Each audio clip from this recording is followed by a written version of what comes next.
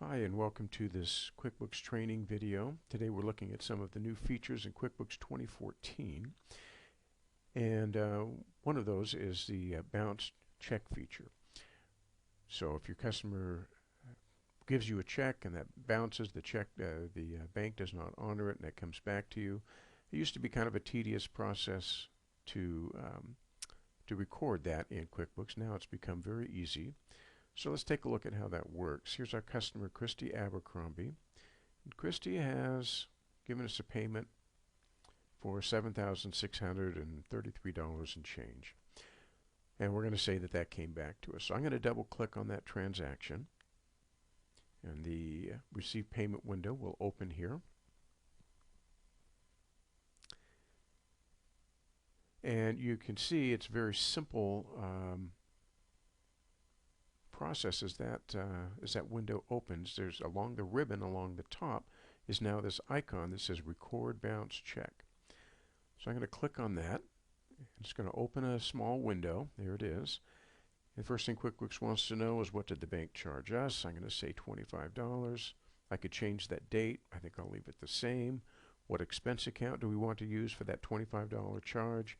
Bank service charges looks good to me. I'm going to leave that the way it is. How much are we going to charge our customer for bouncing a check? I'm going to say $35, and then I'm going to click Next.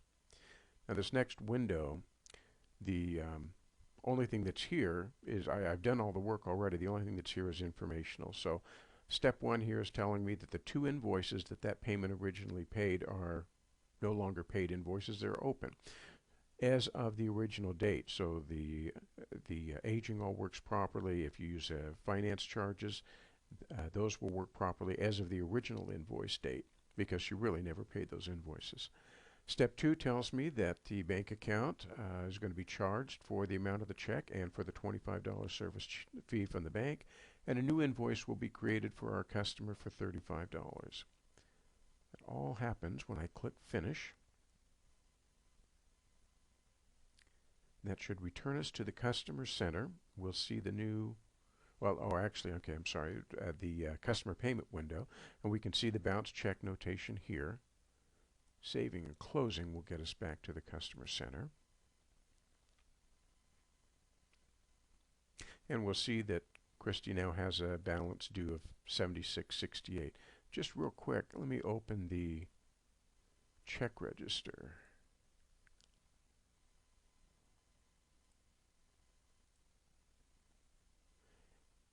And as soon as that comes up, you'll see that the check there will be deducted, the $25 service fee will be deducted.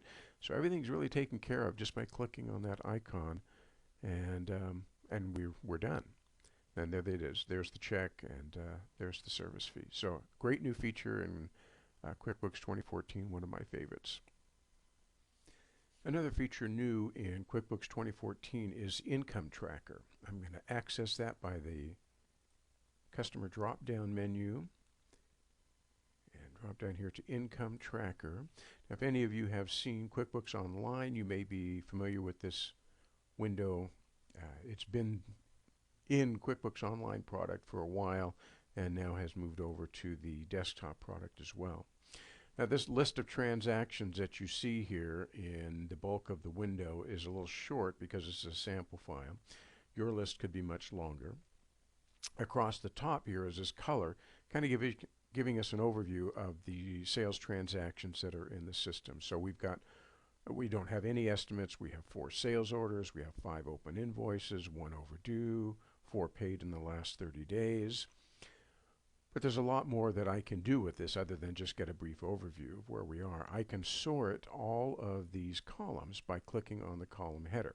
So if I click on Customer, I'm going to have an alphabetical list of my customers and the corresponding transactions.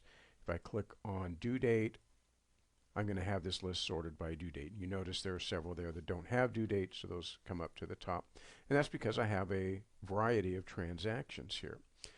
Well, besides sorting, the other thing I can do is filter. So I could filter by any of these drop downs.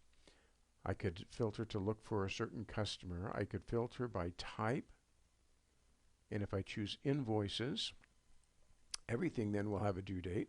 because I'll only have invoices on the screen. I only have open invoices on the screen. I could choose a date range here if I wanted to. Once I'm looking at this list the way I want to see it, then I can take a number of actions. So over here on the right side of the row, I can receive a payment for this particular invoice. I could reprint it. I could email it. And I have those options for each of the transactions that would be here. Well, that's nice, but if you had a lot of transactions here, and perhaps you're looking at overdue invoices, that's one of the places where I see a lot of use for this particular feature. You would probably want to do things in batches. So if I select all 4 of those invoices that are showing, I could come down here to Batch Actions, and I could batch email all of those invoices so that the customers would get another copy if they were overdue or if they needed a reminder or something. There, as easy as that, I can change my message there on the right side, and I can re-email all of the invoices. I could print them as well and do a number of other things.